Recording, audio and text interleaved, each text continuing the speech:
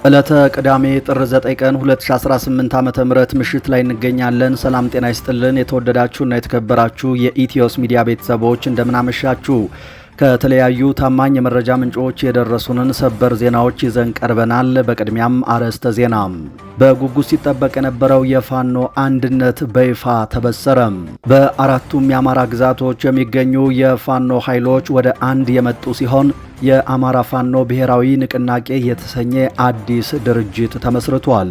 የፋኖ መሪዎችም ታውቀዋል። ዝርዝር መግለጫው እጃችን ላይ ገብቷል፣ ተሰሙታላችሁ። የፋኖን ትግል ሲያንቋሽሹና ብልጽግናን አትንኩብን ሲሉ የከረሙት እነ ኮሎኔል ደመቀ ዘውዱ ያልተጠበቀ ዜና ከወደ 4 ኪሎ ሰምተዋል። የፌዴራሉ አገዛዝ የወልቃይትን አስተዳደር እንዲፈርስ መወሰኑ ተረጋግጧል። በዝርዝር ያዝነው ሌላኛው ጉዳይ ነው። እነ አቶ ክርስቲያን ታደለ የግል የስልክ ልውውጣቸው ያለ ፍርድ ቤት ትዕዛዝ መጠለፉን አስታወቁ። የሕዝብ ተወካዮች ምክር ቤት አባሉን አቶ ክርስቲያን ታደለን ጨምሮ እነ አቶ ዮሐንስ ቦያለው የስልክ ግንኙነታቸው ባገዛዙ መጠለፉን አስታውቀዋል። ይህንን የተመለከተ ዝርዝር መረጃም ደርሶናል፣ ትሰሙታላችሁም። ክቡራትና ክቡራን አድማጮቻችን ከፋኖ የተሰጠው መግለጫ ረዘም ያለ መሆኑን ተከትሎ እነዚህን ጉዳዮች ቀጥለን በዝርዝር እናቀርብላችኋለን። መረጃው ለሌሎችም እንዲደርስ ሼር፣ ላይክ፣ ሰብስክራይብ ማድረጋችሁን አትዘንጉ። ለቻናላችን አዲስ የሆናችሁ ካላችሁም ሰብስክራይብ ማድረጋችሁን እንዲሁ አትርሱ። መልካም ቆይታ። በጉጉት ሲጠበቅ የነበረው የፋኖ አንድነት ተበሰረ። በአራቱም ግዛቶች የሚገኙ የፋኖ ኃይሎች የአማራ ፋኖ ብሔራዊ ንቅናቄ የተሰኘ አዲስ ድርጅት መስርተዋል። ከደቂቃዎች በፊትም የአማራ ፋኖ ብሔራዊ ንቅናቄ ምስረታን አስመልክቶ መግለጫ ተሰጥቷል። መግለጫውን ቀጥሎ እናቀርባለን። እነሆ ዛሬ ጥር 9 ቀን 2018 ዓ.ም ኢትዮጵያንና ቀጠናውን የሚያተራምሰው የብልጽግና ቡድን እስትንፋስ የሚፈልቅበትን ሸለቆ የሚዘጋ ታሪካዊ ውሳኔ ወስነናል ብሏል። ፋኖ ጓዶቻችን ለከፈሉት መስዋዕትነት የሚመጥን ተልኮን መከወን ግዴታችን የሆነ እኛ የአማራ ፋኖ አደረጃጀት አመራሮች የአብይ አህመድ የስልጣን ዕድሜ የሚበቅልበትን ንቃቃት በፍጹም ወንድማማችነትና አንድነት ደፍነነዋል ብሏል። የአማራ ትግል አንድ ይሆን ዘንድ የአማራ ፋኖ ብሔራዊ ኃይልና የአማራ ፋኖ ህዝባዊ ድርጅት አመራሮች ድፍረትን፣ ሆደ ሰፊነትን፣ ቆራጥነትንና ለህዝብ መታመንን በሚጠይቀው ታሪካዊ ውሳኔያችን የፋኖን አንድነት እውን ማድረግ ችለናል ብሏል። ለመላው የአማራ ህዝብ እንዲሁም ለመላው ኢትዮጵያውያን እንኳን ደስ ያላችሁ፣ እንኳን ደስ ያለን። አንድ መሪ፣ አንድ ድርጅት ሰይመናል በማለት መግለጫው ቀጥሏል። አሁን ወደ ስትራቴጂካዊ ግባችን የሚወስደን ምዕራፍ ወለል ብሎ ተከፍቷል ያለው መግለጫው ሜዳውም ፈረሱም በእጃችን ሆኗል ብሏል። በርካታ ቀናትን በወሰደ ጥልቅ ፖለቲካዊ ውይይት ቅንነትንና ወንድማማችነትን ያስቀደመው የድርጅት ምስረታ ሂደት በርካታ ምዕራፎችን አልፎ እዚህ ደርሷል። የመግባቢያ ቃል ኪዳን ሰነድን በመፈራረም የተጀመረው ሂደት የድርጅቱን መመስረቻ ሰነድ ወይም ህገ ደንብ በማጽደቅና ከፍተኛ አመራሮችን በመሰየም በስኬት ተጠናቋል። በዚህም መሰረት አርበኛ ዘመነ ካሴ የአማራ ፋኖ ብሔራዊ ንቅናቄ ሊቀመንበር፣ አርበኛ መከታው ማሞ ተቀዳሚ ምክትል ሊቀመንበር፣ አርበኛ ሀብቴ ወልዴ ምክትል ሊቀመንበር ለወታደራዊ ጉዳዮች፣ አርበኛ ሄኖክ አዲሴ ምክትል ሊቀመንበር ለፖለቲካ ጉዳዮች በማድረግ ሰይሟል። እንዲሁም የአማራ ፋኖ ብሔራዊ ንቅናቄ ከታች ለተዘረዘሩት መምሪያዎች አመራሮችን መድቧል። ወታደራዊ አዛዥ ብርጋዴር ጀነራል ተፈራ ማሞ፣ ምክትል ወታደራዊ አዛዥ አርበኛ ምሪ ወዳጆ፣ ምክትል አዛዥ ለወታደራዊ አስተዳደር አርበኛ ዝናቡ ልንገረው፣ ወታደራዊ ስልጠና መምሪያ አርበኛ ሳሙኤል ባለድል፣ ልዩ ዘመቻ አርበኛ ድርሳን ብርሃኔ፣ ዘመቻ መምሪያ አርበኛ ባዩ አለባቸው፣ ፖለቲካ መምሪያ አርበኛ ጌታ አስራደ፣ አደረጃጀት መምሪያ አርበኛ ምንተስኖት ወንዳፈራው፣ ድርጅት ጽሕፈት ቤት አርበኛ አስቻለው በለጠ፣ የህዝብ ግንኙነት አርበኛ አስረስማረ ዳምጤ፣ የህዝብ አስተዳደር መምሪያ አርበኛ ዘመነ ምህረት፣ ፋይናንስና ግዥ አስተዳደር አርበኛ ሻግሬ ባዬ፣ ፖሊሲና ስትራቴጂ አርበኛ እስክንድር ነጋ፣ አጋርነትና ትብብር አርበኛ አበበ ፈንታው፣ የውጭ ጉዳይ መምሪያ አርበኛ ብሩክ ስለሺ ሆነው ተመድበዋል። በዚህ ታሪካዊ ዕለት የአማራ ፋኖ ብሔራዊ ንቅናቄ ቀጣዮችን መልእክቶችም አቅርበዋል። ለህዝባችን የትግሉ ደጀን የሆነው ህዝባችን በመድረኮች ሲያቀርብ ለነበረው የአንድነት ጥያቄ ምላሽ ማግኘቱን በድጋሚ እያበሰርን እስካሁን ትግሉን በባለቤትነት በመውሰድ በትዕግስት የድርሻውን ኃላፊነት ወስዶ የፈጸመውን ትልቅ ብሔራዊ ጀብድ የአንድነትን ጉልበት ተጠቅሞ እንደ አካባቢው ነባራዊ ሁኔታ አደረጃጀቶችን በመፍጠር ትግሉን አጠናክሮ እንዲቀጥል እናሳስባለን ብለዋል። ለመላው ዲያስፖራ በተለያዩ የዓለም ክፍሎች የሚገኘው የአማራ ዲያስፖራ በትግሉ መጀመሪያ ወቅት ሲያደርገው የነበረው የነቃ ተሳትፎ በሂደት በተፈጠሩ የአመለካከት መዛነፎችና ጣልቃ ገብነቶች በተለይ የአደረጃጀት አንድነት ባለመምጣቱ ምክንያት በነበረው ግለት አለመቀጠሉንና አቅሙን ተጠቅሞ ትግሉን በሚገባው መልክ ማገዝ አለመቻሉን አስተውለናል። ሆኖም ሰራዊቱ፣ ህዝቡና አብዛኛው ዲያስፖራው በጉጉት ሲጠብቀው የቆየው የፋኖ አንድነት ተጠናቆ ውህድ ድርጅት ለመመስረት በቅቷል። በዚህም እንኳን ደስ ያላችሁ እያልን ለቀጣዩ የትግል ምዕራፍ ከእናንተ የሚጠበቀውን ድጋፍ ለማድረግ እንዲያስችል በራስ ተነሳሽነት የአደረጃጀት አንድነት ከመፍጠር በተጨማሪ ትግሉን አስመልክቶ ከድርጅታችን የሚሰጡ አቅጣጫና መመሪያዎችን በቅንነት እንድትተገ ብሩ ከወዲሁ እናሳስባለን በማለት ለዲያስፖራው መልእክት አስተላልፏል። ለፋኖ የሰራዊት አባላት በተላለፈው መልእክት ደግሞ ከፍተኛ መስዋዕትነት እየከፈልክበት ያለው ትግል ፍሬ እያፈራና የተሟላ አሸናፊነት እንዲረጋገጥ የአደረጃጀት አንድነት የግድ እንደሆነ በተደጋጋሚ የተነሳው ሐሳብ ተገቢውን መልስ አግኝቶ የፋኖ አንድነት ተበስሯል። ይህ ትልቅ የምስራች የሚያገኘውን ተጨማሪ አቅም በመጠቀም በጽናትና ቁርጠኝነት ትግሉን እንድትቀጥል ጥሪ እናቀርባለን በማለት መግለጫው ቀጥሏል። በትግል ሂደት አዲሱ ትውልድ በብሔራዊ ቁጭትና ንቃት ያገኘውን የአስተሳሰብ አቅም በመጠቀም ውስጣዊ ትግል የሚፈልጉ ነባር እክሎችን በዲሞክራሲያዊ መንገድ መታገል እንዲቀጥል እያሳሰብን የድርጅቱ ውህደትን ተከትሎ ለሚመጡ የመዋቅርና የአሰራር ማሻሻያዎች ተገቢውን ምቹ ሁኔታ በመፍጠር በቅንነት መተባበር አስፈላጊ እንደሆነ እንገልጻለን ብሏል። በተጨማሪም በየደረጃው ያለው መዋቅር ለቀጣይ ግዳጆች የሚያስፈልገውን ወትሯዊ ዝግጁነት እንዲያረጋግጥ በጥብቅ እናሳስባለን በማለት መግለጫው አውስቷል። የአማራ ፋኖ ብሔራዊ ንቅናቄ እጅግ ሰፊ መግለጫ ነው የሰጠው። ለመለዮ ለባሹና ለሚሊሻ እንዲሁም ለሌላው ማህበረሰብም መልእክት አስተላልፏል። እኛ ግን ዋና አንኳር ጉዳዮችን ለማቅረብ ሞክረናል። የአማራ ፋኖ አንድነትን በጉጉት ስጠብቁ ለነበራችሁ ይህ እጅግ መልካም ዜና ነው።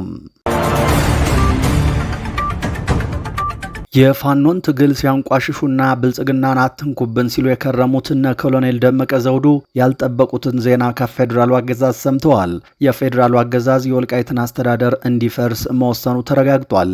ፌዴራል መንግስቱ በወልቃይት ጠገዴ ሰቲት ሁመራ ዞን የትግራይ የጦርነት ተፈናቃዮችን ወደ ቀያቸው ለመመለስ በአማራ ክልላዊ መንግስት ስር በአካባቢው የተቋቋመውን ጊዜያዊ አስተዳደር ለማፍረስ ማቀዱን የጠቅላይ ሚኒስትሩ አማካሪ ጌታቸው ረዳ እንደነገሩት ጠቅሶ ዘ ሪፖርተር ዘግቧል። ጌታቸው ይህንን የተናገሩት በኢትዮጵያ የአሜሪካ አምባሳደር ኤርቪን ማሲንጋ ጋር ከትናንት ወዲያ በሁመራ ጉብኝት አድርገው ከተመለሱ በኋላ መሆኑን ዘገባው ጠቅሷል። ሆኖም የፕሪቶሪያውን የግጭት ማቆም ስምምነት ለመተግበር ትብብር እንደሚያስፈልግ ጌታቸው መግለጣቸው ዘገባው አክሏል። ጌታቸው ሶስተኛ ወገን ጣልቃ ሳይገባ ውስጣዊ ልዩነቶችን መፍታት እንደሚያስፈልግ አጽንኦት መስጠታቸውን ዘገባው ጨምሮ አመልክቷል። እናቶ ክርስቲያን ታደለ የግል የስልክ ልውውጣቸው ያለ ፍርድ ቤት ትዕዛዝ መጠለፉን አስታወቁ። የሕዝብ ተወካዮች ምክር ቤት አባሉ አቶ ክርስቲያን ታደለን ጨምሮ በነ አቶ ዮሐንስ ቦያለው መዝገብ ስር የሽብር ወንጀል ክስ የተመሰረተባቸው ተጠርጣሪዎች በግል ስልካቸው ያደረጓቸው የድምፅ ልውውጦች ያለ ፍርድ ቤት ትዕዛዝ መጠለፉን ጉዳያቸውን ለሚመለከተው ችሎት አስታውቀዋል። ተከሳሾቹ በአቃቢ ሕግ በማስረጃነት የቀረበው የድምፅ ልውውጥ በሕጉ መሰረት ስለመፈጸሙ እንዲረጋገጥላቸው አቤት ብለዋል። በአማራ ክልል ካለው ጦርነት ጋር በተያያዘ በእነ አቶ ዮሐንስ ቦያለው መዝገብ ስር የሽብር ወንጀል ክስ የተመሰረተባቸው ተከሳሾች ብዛት 52 ነው። አቃቢ ሕግ በተጠርጣሪዎቹ ላይ የተመሰረተውን የሽብር ክስ ያስረዱልኛል በሚል የሰው ምስክሮች፣ የሰነድ ማስረጃ፣ የቪዲዮ ኦዲዮና ሰነድ ማስረጃዎችን በፍላሽ ያካተተ ገላጭ እንዲሁም የኤግዚቢት ማስረጃዎችን ጉዳዩን ለሚመለከተው ለፌዴራል ከፍተኛ ፍርድ ቤት ልደታ ምድብ የጸረ ሽብርና ህገ መንግስታዊ ጉዳዮች ችሎት አቅርበዋል። በተከሳሾቹ ላይ የቀረቡ የሰው ምስክሮችን ቃል አዳምጦ የጨረሰው ችሎቱ አቃቢ ሕግ ባቀረባቸው በሰነድ ማስረጃዎች ላይ ተጠርጣሪዎቹ አስተያየት እንዲሰጡ ለትላንት አርብ ጥር 8 2018 ቀጠሮ ሰጥቶ ነበር። አቃቢ ሕግ በማስረጃነት ካቀረባቸው መካከል የተከሳሾች የስልክ ልውውጥ እንደሚገኝበት የጠቀሱት ተከሳሾቹ የዜጎችን የግል ስልክ ልውውጥ መጥለፍ የሚቻለው በፍርድ ቤት ትዕዛዝ ብቻ መሆኑን ለችሎቱ ገልጸዋል። አቃቢ ሕግ ባቀረበው በቀረበው የክስ ፋይል የመጨረሻ ገጽ ላይ በማስረጃነት የተያያዘው የተከሳሾች የስልክ ግንኙነት ጠለፋ በፌዴራል የመጀመሪያ ደረጃ ፍርድ ቤት አራዳ ምድብ ችሎትን በማስፈቀድ የተደረገ መሆኑን አመልክቷል። ጉዳዩን የሚመለከተው ችሎት ጠለፋው የተፈቀደበትን መዝገብ አስቀርቦ መመልከት እንደሚችልም በክስ ፋይሉ ላይ አስፍሯል። ተከሳሾቹ በዛሬው ዕለት ባቀረቡት አቤቱታ ግን የስልክ ጠለፋው በፍርድ ቤት ትዕዛዝ መሰረት ስለመፈጸሙ እንዲረጋገጥላቸው በጠበቆቻቸው አማካኝነት ለፍርድ ቤቱ ጥያቄ አቅርበዋል።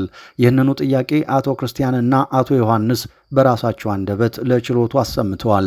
የስልክ ጠለፋው እንዲፈጸምና ፍርድ ቤት ለአቃቢ ሕግ የሰጠው ትዕዛዝ እንዲደርሳቸውም ተከሳሾቹ በጠበቆቻቸው በኩል ጠይቀዋል።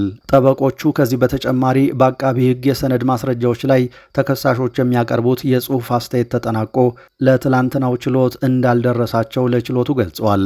በመሆኑም የስልክ ጠለፋውን የተመለከተ ትዕዛዝ ሲደርሳቸው አንድ ላይ አስተያየት እንዲሰጡበት ችሎቱ ተለዋጭ ቀጠሮ እንዲሰጣቸው ጠይቀዋል። ጥያቄው የቀረበለት የጸረ ሽብርና ህገ መንግስታዊ ጉዳዮች ችሎት ተከሳሾቹ በሰነድ ማስረጃዎች ላይ የሚያዘጋጁትን አስተያየት ጥር 19 2018 ዓ.ም እንዲያቀርቡ ተለዋጭ ቀጠሮ ሰጥቷል። የስልክ ጠለፋውን በተመለከተ ግን ትዕዛዝ በሚደርሳቸው ጊዜ ተከሳሾች አስተያየት እንደሚሰጡበት ትዕዛዝ አስተላልፏል። በትናንቱ የችሎት ውሎ ላይ በስር ላይ ከሚገኙት 16 ተከሳሾች ውስጥ አቶ ዮሐንስ ቦያለውና አቶ ክርስቲያን ታደለን ጨምሮ 11 ተከሳሾች በአካል ቀርበዋል። ከተከሳሾቹ ውስጥ የአዲስ አበባ ምክር ቤት አባሉ ዶክተር ካሳ ተሻገር፣ የቀድሞው የኢዜማ ፓርቲ ሊቀመንበር ዶክተር ጫኔ ከበደና ዶክተር ዘሪሁን ባህረው በህመም ምክንያት በችሎቱ አልተገኙም። አቶ አማረ መለሰ የተባሉ ተከሳሽም ባጋጠማቸው የአእምሮ ህመም ምክንያት በችሎቱ በአካል ለመገኘት አለመቻላቸው ተገልጧል። መርጌታ በላይ አዳሙ የተባሉት ቀሪው ተከሳሽ ፖሊስ የክህነት ልብሳቸውን ለብሰው እንዲሄዱ ባለመፍቀዱ ምክንያት መቅረታቸውን ጠበቃቸው አቶ ሰለሞን ገዛኸኝ ለችሎቱ አስረድተዋል። ተከሳሹ የክህነት ልብሳቸውን ለብሰው በችሎት እንዲገኙ ባቀረቡት ጥያቄ መሰረት በፍርድ ቤት የተፈቀደላቸው መሆኑን ያስታወሱት አቶ ሰለሞን በዚሁ አለባበስ ዛሬም ወደ ፍርድ ቤት ለመሄድ ተዘጋጅተው እያለ ከፖሊስ ክልከላ እንደገጠማቸው አብራርተዋል። የጸረ ሽብርና ህገ መንግስታዊ ጉዳዮች ችሎቱ ተከሳሹ የክህነት ልብሳቸውን ለብሰው እንዲታደሙ በፍርድ ቤት ተፈቅዶላቸው እያለ ለምን ይህንን ትዕዛዝ እንዳልተፈጸመ ፖሊስ ማብራሪያ እንዲሰጥ ጠይቋል። በችሎቱ የተገኙት የማረሚያ ቤት ፖሊስ ተከሳሹ የክህነት ልብሳቸውን ለብሰው ወደ ችሎት ያልመጡት የማረሚያ ቤቱ አመራሮች አዲስ በመሆናቸው ምክንያት ስላልፈቀዱላቸው መሆኑን አስረድተዋል። ችሎቱም ፖሊስ ለተከሳሹ የተፈቀደላቸውን የክህነት ልብስ ለብሶ ችሎት የመገኘት መብትን እንዲያከብር ትዕዛዝ በመስጠት የትናንት ውሎውን አጠናቋል። በአቶ ዮሐንስ ቦያለው መዝገብ ስር የፍርድ ሂደታቸውን እየተከታተሉ የሚገኙ 16 ተከሳሾች በሕግ ቁጥጥር ስር ከዋሉ 2 ዓመት ከመንፈቅ ሞልቷቸዋል። ጉዳያቸው በሌሉበት ከሚታዩ ተከሳሾች ውስጥ እስክንድር ነጋና አርበኛ ዘመነ ካሴ ይገኙበታል። በምዕራብ ወለጋ ዞን በኦሮሞ ነጻነት ሰራዊት በመንግስት አጠራር ኦነግ ሸኔ ታግተው የነበሩ 11 የኢትዮ ቴሌኮም እና የቻይናው ዜድቲኢ ኩባንያ ሰራተኞች ከሳምንት እስር በኋላ መለቀቃቸው ተዘግቧል። ሰራተኞቹ የታገቱት በሁለት የተለያዩ ቦታዎችና ቀናት መሆኑ ከዚህ በፊት ተዘግቧል። ጥር 1 ቀን 2018 ዓ.ም ሰራተኞች በቅልጡ ካራ ወረዳ ታግተው ነበር። በማግስቱ ጥር 2 ቀን 2018 ዓ.ም ደግሞ 4 ሰራተኞች በቦጂ ደርማጅ ወረዳ ተወስደው ነበር። በአጠቃላይ የታገቱት 11 ሰራተኞች ሲሆኑ አንድ የኢትዮ ቴሌኮም እና 10 የዜድቲኢ ሰራተኞች ናቸው። በመካከላቸው የውጭ ዜጋ የለም። ከኢትዮ ቴሌኮም የተገኘው መረጃ እንደሚያመለክተው ታጣቂዎቹ ሰራተኞችን የለቀቁት ምንም አይነት አካላዊ ጉዳት ሳያደርሱባቸው ነው። የግል ንብረታቸው፣ ሞባይልና ሌሎች ቁሳቁሶች አልተወሰደባቸውም ተብሏል። ሲለቀቁም የተከፈለ የካሳ ገንዘብ የለም ተብሏል። በአሁኑ ሰዓትም ሰራተኞቹ ወደ ከተማ እየተጓዙ እንደሚገኙ ተነግሯል። ምክንያቱም ታጣቂዎቹ ሰራተኞቹን የለቀቁት እየሰሩት ስላለው የኔትወርክ ማስፋፊያ ፕሮጀክት ካጣሩ በኋላ ስራው ለሕዝብ አገልግሎት የሚሰጥ መሆኑን በመረዳታቸው እንደሆነ ቢቢሲ ኦሮምኛ ዘግቧል።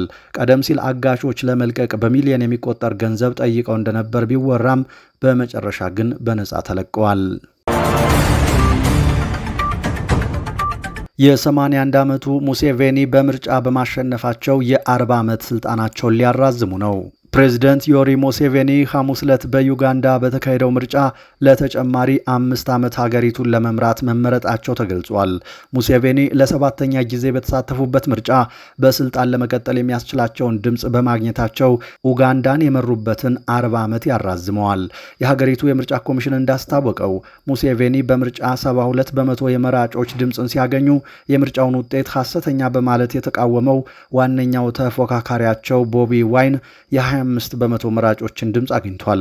በውጤቱ መሸነፉ የታወቀው የተቃዋሚ ፓርቲ መሪ ዋይን ኡጋንዳውያን ሰላማዊ ተቃውሞ እንዲያደርጉ ጥሪ አቅርቧል። የአማጺ ቡድን መሪ ሆነው በአውሮፓውያኑ 1986 ወደ ኡጋንዳ መሪነት የመጡት ዮሪ ሙሴቬኒ በአሁኑ ጊዜ የ81 ዓመት አዛውንት ሲሆኑ እስካሁን የተሳተፉባቸውን 7 ምርጫዎች በሙሉ አሸንፈዋል። የአሁኑ የምርጫ ሂደት በግጭቶች የተከበበ የነበረ ሲሆን ዋነኛው ተፎካካሪ የ43 ዓመቱ ጎልማሳና የቀድሞ ሙዚቀኛ ቦቢ ዋይን እስካሁን ቢያንስ 21 ሰዎች ተገድለዋል ብሏል። ነገር ግን የመንግስት ባለስልጣናት ቁጥሩ 7 ብቻ አይደለም ይላሉ። ከምርጫው ዕለት 2 ቀናት ቀደም ብሎ የኢንተርኔት አገልግሎት በመቋረጡ ምክንያት የመረጃዎችን ትክክለኛነት ለማረጋገጥ አዳጋች ሆኗል። ለባለስልጣናት ኢንተርኔት እንዲቋረጥ የተደረገው የአሳሳች መረጃ ስርጭትን ማጭበርበርና የግጭት ቅስቀሳን ለመከላከል ነው ብለዋል።